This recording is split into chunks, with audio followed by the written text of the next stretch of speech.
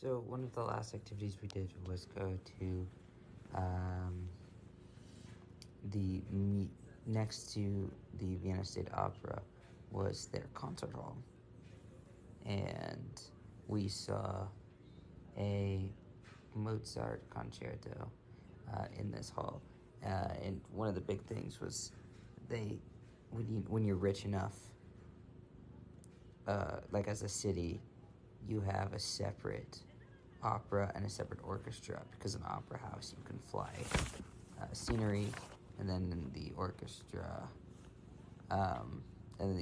you can is usually a different shape. So if you're rich enough, you can have two separate buildings. Most places just have one joint building, but in Vienna, they had two. I didn't record a video at the actual place because I wasn't feeling well. Turns out I had COVID. Figured that out when I figured that out a little later. But Mozart was a very, very famous romantic, kind of Baroque romantic, I think. More romantic musician and composer.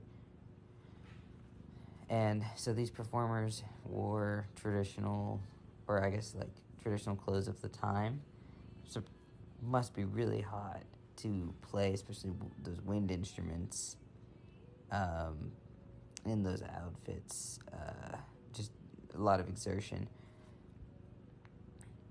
I was surprised by how simplistic a lot of the music was. Like, there wasn't a lot of, small instruments that were making these kind of weird sounds that we don't really have. It was your typical strings.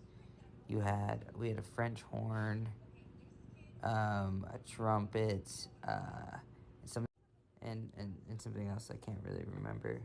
We had two timpanis and a bass drum, and I don't know the name of the stick type, but it's like a bunch of small wood sticks banded together into one stick. So it's kind of got this slappy sound to it.